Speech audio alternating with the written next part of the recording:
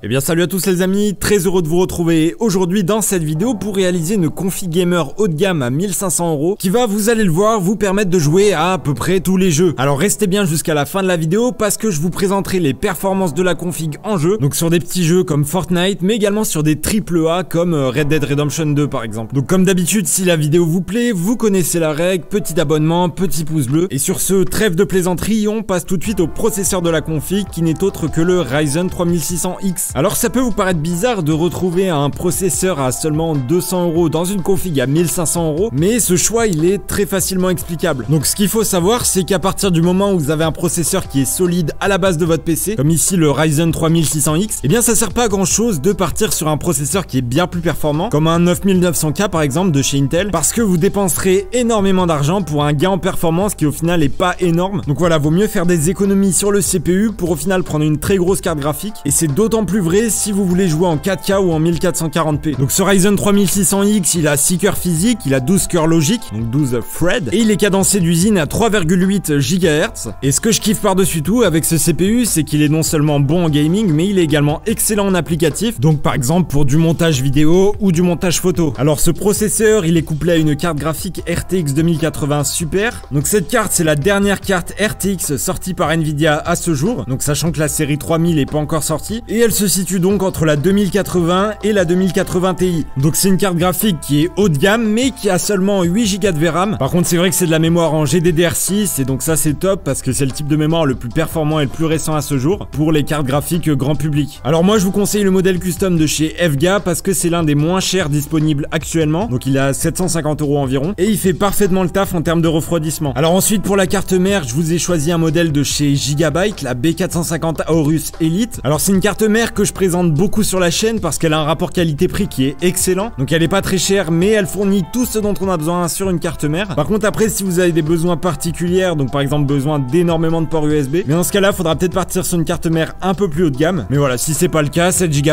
elle fait très bien le taf. Alors pour la RAM évidemment on va être sur 16 Go en DDR4. Ici je vous ai choisi de la mémoire à 3200 MHz parce que les processeurs Ryzen ils se combinent très bien avec de la RAM à haute fréquence, donc bien mieux que les processeurs Intel. Et c'est vrai qu'il n'y a pas énormément de différence de prix entre de la RAM à basse fréquence, donc à 2400 MHz par exemple, et de la RAM à haute fréquence, donc ici 3200 MHz. Alors ici je vous ai choisi des barrettes de chez Corsair parce que c'est une marque qui est extrêmement fiable et que les barrettes sont pas hyper chères. Maintenant voilà, des barrettes de chez Crucial ou HyperX ça fait très bien le taf aussi. Alors au passage je vous ai choisi de la RAM en 2 x 8 Go et non pas une seule barrette de 16 Go parce que ça permet de profiter de la technologie du dual channel, donc vous aurez des performances qui seront un peu meilleures en utilisant 2 x 8 Go qu'en utilisant une seule barrette de 16 Go. Alors pour le stockage, de base je vous recommande de mettre au moins un disque dur de 1 Tera et un SSD de 120 Go dans la config. Maintenant je vous invite vraiment à faire varier ça selon vos besoins, donc si vous avez d'importants besoins en stockage, eh bien pourquoi pas partir sur un disque dur de 2 ou 3 Tera, voire même un SSD bien plus gros, donc un SSD de 240 Go